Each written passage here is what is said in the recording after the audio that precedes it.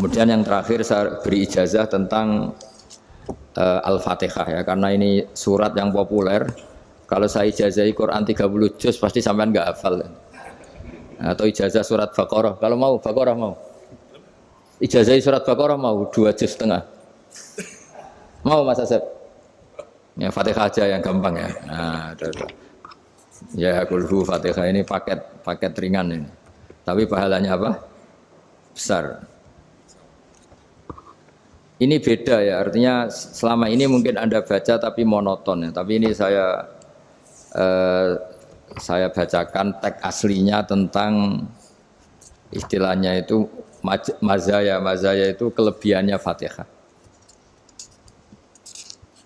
Saya baca Arabnya dulu, nanti ini terakhir ya, ijazah tadi kan saran-saran umum tentang sosial. Ya, pokoknya jadikan kebaikan itu punya nilai sosial yang baik lah.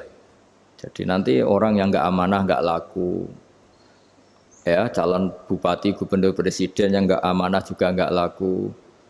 Begitu juga kiai yang tidak amanah juga nggak laku, suami yang nggak amanah juga nggak laku, istri yang nggak amanah juga. Sehingga kebaikan ini jadi nilai sosial yang dalam tanda kutip sudah keniscayaan.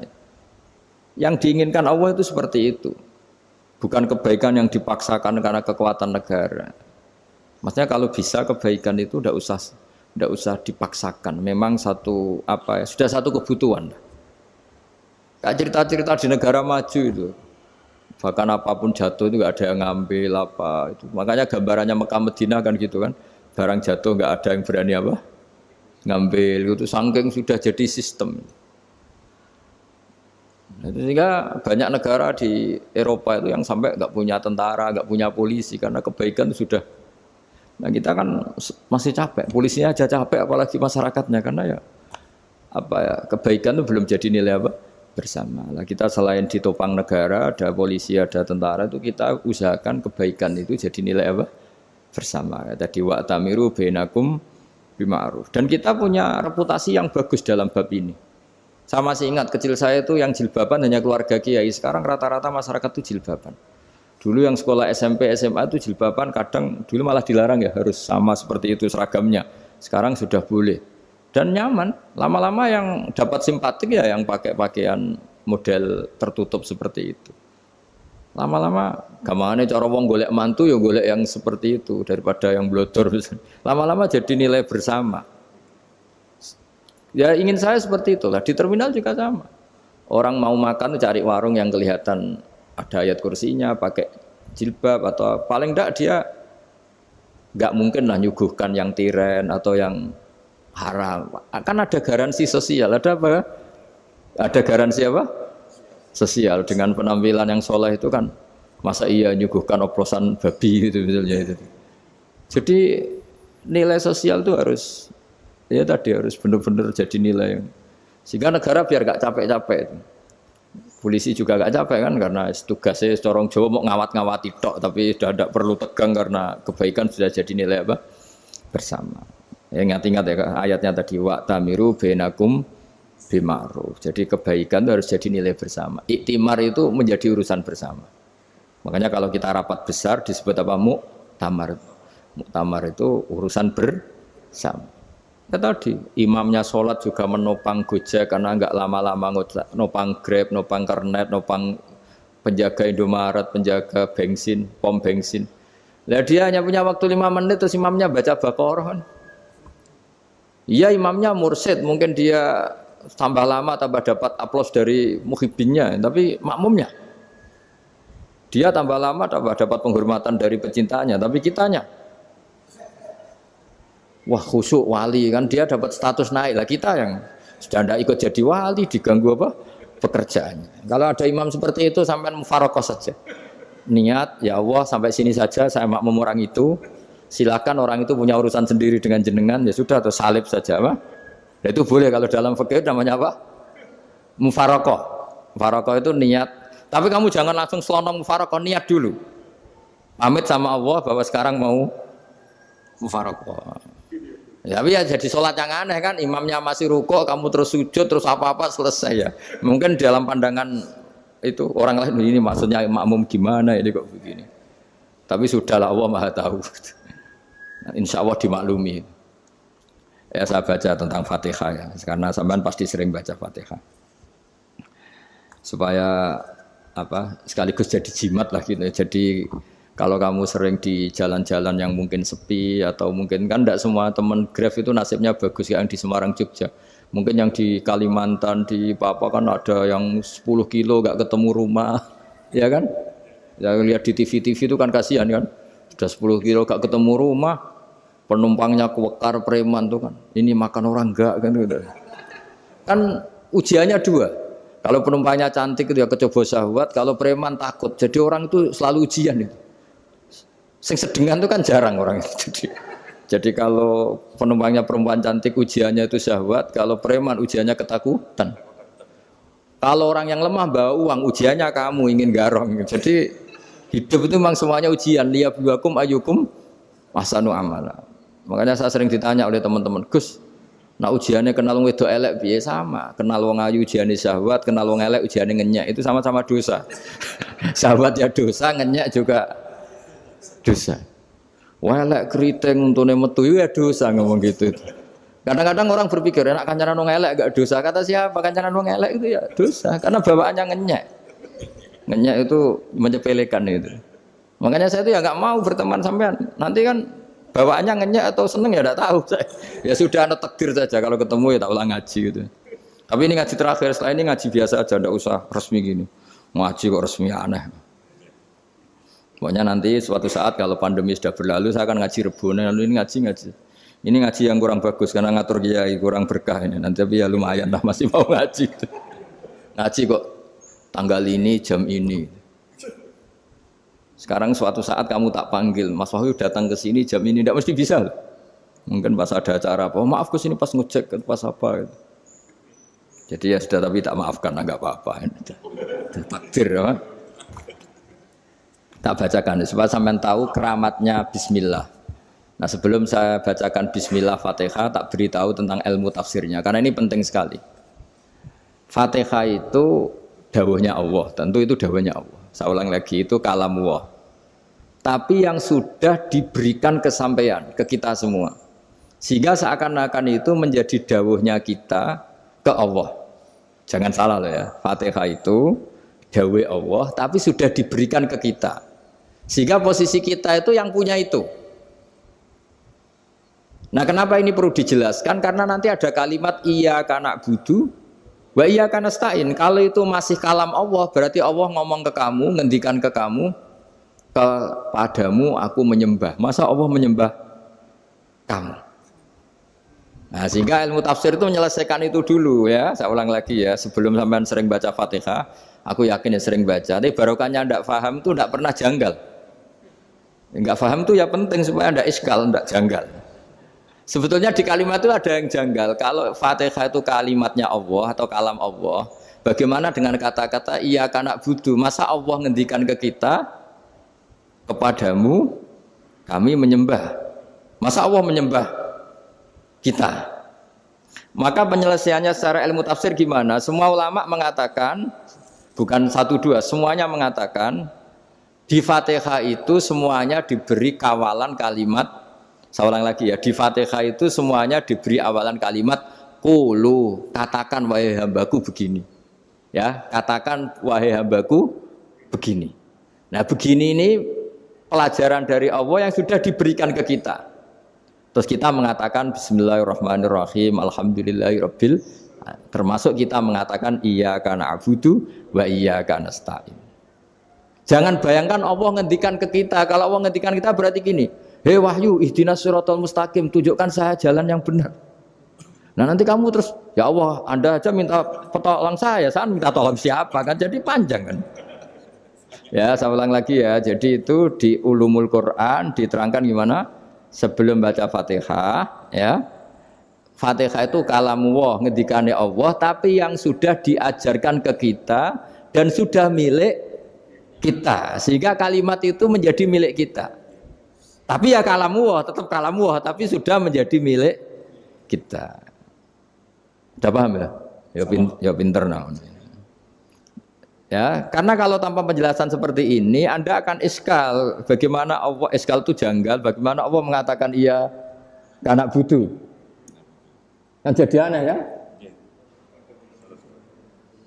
Ya, jadi tak jelaskan secara ilmiah ya. Jadi kata ulama-ulama tafsir, ayat-ayat Quran seperti ini sebetulnya dimulai dari kulu apa? Meskipun nggak dilafatkan. Itu kan sama dengan qul huwallahu ahad Muhammad. Katakan kalau Tuhan itu satu. Ya namanya Quran itu kan kalam Allah membina nabinya, membina umatnya. Makanya dikatakan atau enggak, di sini tersembunyi kata qulu, katakan. Ya. Jadi ya ibarat apa itu? Kamu ngajari anak kamu lah. Le, panggil jenengan bapak kula. Itu maksudnya anak itu, kalimat itu kalimat kamu, tapi kamu ajarkan ke anak kamu. Terus anak kamu bilang, Pak jenengan bapak kulo. Nah, ketika kamu mengatakan jenengan, bukan kamu mengatakan jenengan anakku, berarti anakmu itu bapakmu, kan lucu kan? Anak kamu ajari jenengan bapak kulo. Kamu, engkau, bapak saya. Terus anak kamu mengulang, jenengan atau kamu bapak saya. Berarti itu kalimat yang kamu ajarkan, tapi sekarang sudah milik anak kamu. Kalau itu kalimat kamu kan lucu, masa anak kamu bilang bapak. Nah itu seperti itu. Jadi ulama memberi solusi atau jawaban iya karena abudu. Iya itu sebelumnya ada kata-kata kulu, katakan wahai hambaku, hubungan kamu dengan saya adalah katakan iya karena abudu wa iya karena nasta'in. Terus hubungan kamu dengan saya katakan juga dalam doamu ihdinas siratal mustaqim. Jelas ya, jadi itu kalam Allah yang sudah milik kita karena diajarkan Allah untuk kita. Dong ya? Ya dong, gak jelas gak. Tapi bagus gak jelas itu bagus. Kalau kamu jelas gak jadi dikrem, jadi gubernur.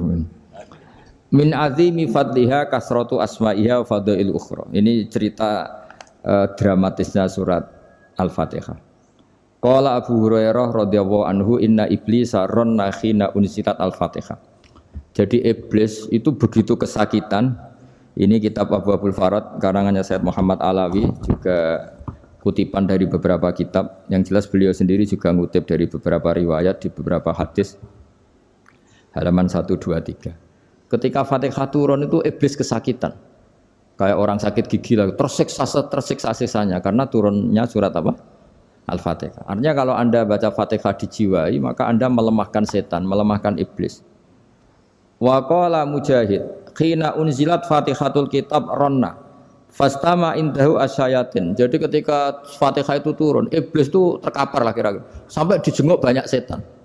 Jadi kamarnya di ICU lah kira-kira gitu kalau sekarang itu. Entah Covid entah enggak tahu, pokoknya di ICU sampai dijenguk banyak setan. Enggak tahu bawa apa enggak tahu, pokoknya dijenguk banyak setan. Ono yang nyangoni karena ini apa? Ketuanya apa? Pingsan, sakit. Jadi iblis itu sakit sampai dijenguk anak buahnya setan-setan. Ya, semoga kalian semua tidak kenal setan. Kalau kenal berarti teman, apa? Wa qalu misla dzalik. Wa qala lahum laisa mimma taquluna syai'un walakin unzilat suratun laisa ajru qailiha illa an harrama alaihi nar jahannam. Saya ini bukan sakit fisik kata iblis. Kamu tidak usah jenguk saya, datangkan dokter terbaik, tidak usah. Saya ini tidak sakit fisik. Saya ini sakit karena ada surat yang diturunkan, yang pahala yang melafatkan surat itu pasti selamat dari neraka. Padahal misi terbesar saya ini supaya manusia masuk neraka. Sekarang punya tamengnya. Wah pusing kan? Ya seperti orang lah goda sampean ternyata sampean setia itu kan pusing. Nah ternyata tidak setia itu yang akhirnya ribet kan itu. Jadi iblis itu cita-cita terbesarnya kan semua orang itu masuk neraka. Nah sekarang turun satu surat yang gara-gara surat itu siapapun yang baca dijamin selamat dari neraka. Jadi walakin unzilat suratun laisa ajru qailiha illa an harramallahu alaihi nar jahannam. Karena jadi dia shock lah kalau orang di Jawa itu bilang shock. Aduh sial nasib saya ini umat nggak bisa saya goda lagi karena punya tamengnya tadi punya. Qad tolakaidukum wa makrukum. Rekayasa kalian sekarang itu tidak ada gunanya semua. Nah, ini alhamdulillah di Indonesia kelihatan kan banyak yang miskin, banyak yang susah. Tapi selagi mereka masih sholat, itu keinginan mencari halal itu masih tinggi. Kayak apa kita di tengah kota, jauh dari anak istri, jauh dari tetangga. Biasanya kalau orang jauh dari anak istri, tetangga kan sakar PDW. Tapi yang soleh masih banyak, sudah jauh dari keluarga tetap lurus. Loh, kalau yang dekat lurus kan wajar, konangan wong akeh gitu. Ini sudah jauh masih lurus. Nah ini nggak lepas dari barokahnya surat apa? Surat Fatihah tadi. Jadi karena ada surat yang menjamin pelafalnya atau qailiha terbebas dari api neraka. Wa qalat as-sayatinu lahu is ayyusa'in ta'muruna ya maulana. Faqala lahum idhabu wajtahidu hatta tukhfilu qulubahum hatta la yaqulu hadhihi surah. Lalu kita gimana? Jari para setan gitu. Lalu kita gimana? Terus kata iblis, sudah bikin mereka lupa sehingga tidak baca lagi. Selagi masih baca kita pasti keok. Jadi kalau sampean sudah jarang baca Fatihah itu berarti sudah bagian dari kemenangan apa? Iblis. Jadi kalau sampean sudah jarang baca Fatihah itu berarti bagian dari kekalahan Anda, kemenangan iblis. Masih sering baca? Berapa kali? Terus apa lagi?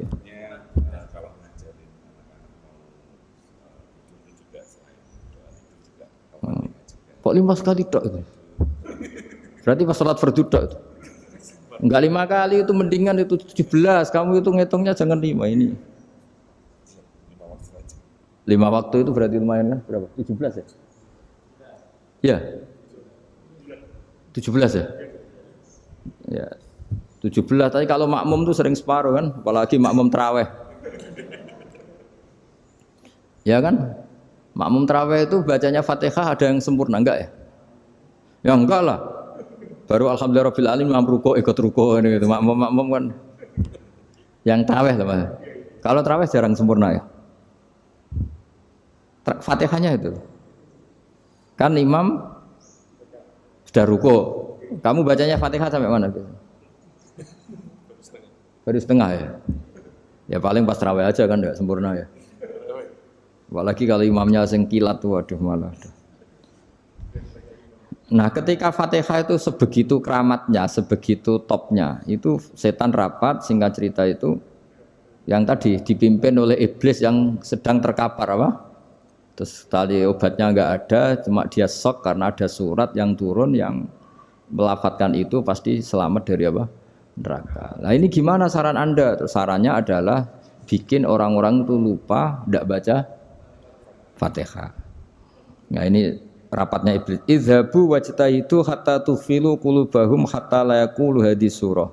Kala yuksiru qira'ataha wa la yakunu lahum ajrun wa thawabun bal yakunu lahum adzabun wa iqabun.